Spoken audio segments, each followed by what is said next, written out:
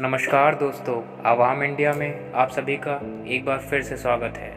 दोस्तों, कैसे हैं आप लोग? आशा करता हूं कि आप सभी अच्छे होंगे।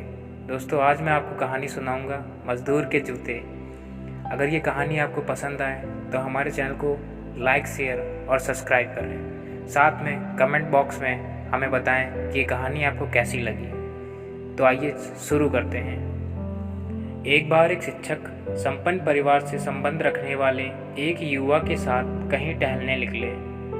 उन्होंने देखा कि रास्ते में पुराने हो चुके एक जोड़ी जूते उतरे पड़े हैं, जो संभवतः पास के खेत में काम कर रहे गरीब मजदूर के थे, जो अपना काम खत्म कर घर वापस जाने की तैयारी कर रहा था।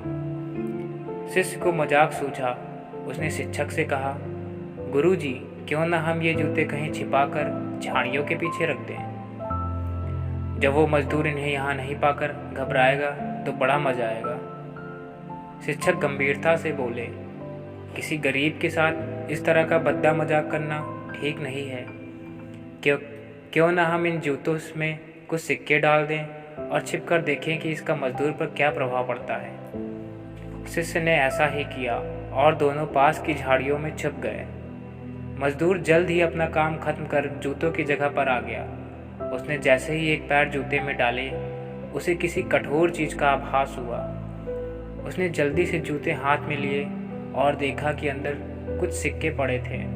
उससे बड़ा आश्चर्य हुआ और वो सिक्के हाथ में लेकर बड़े गौर से उन्हें पलट पलट कर देखने लगा। फिर उसने इधर उधर देखने लगा। दूर दूर तक कोई नजर नहीं आया तो उसने सिक्के अपनी जेब में डाल लिए। अब उसने दूसरा जूता उठाया, उसमें भी सिक्के पड़े थे। मजदूर भाव विभोर हो गया। उसकी आंखों में आंसू आ गए। उसने हाथ जोड़कर ऊपर देखते हुए कहा, हे भगवान, समय पर प्राप्त इस सहायता के लिए उस अनजान सहायक का लाख लाख धन्यवाद। उसकी सहायता और दयालुता के कारण आज मेरी बीमार पत्नी को दवा और भूखे बच्चों को रोटी मिल सकेगी।